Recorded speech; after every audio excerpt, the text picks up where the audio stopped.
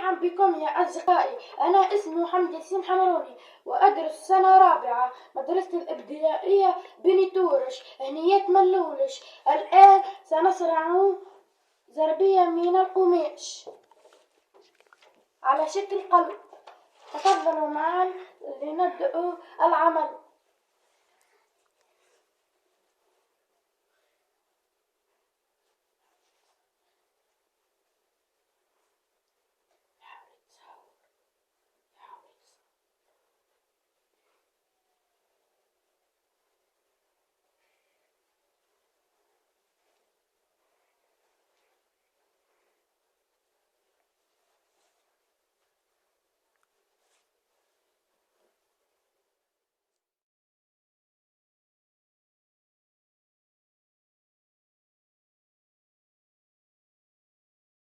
هذا المنتوج الذي تحصلت عليه يا أصدقائي وأتمنى أن يعجبكم.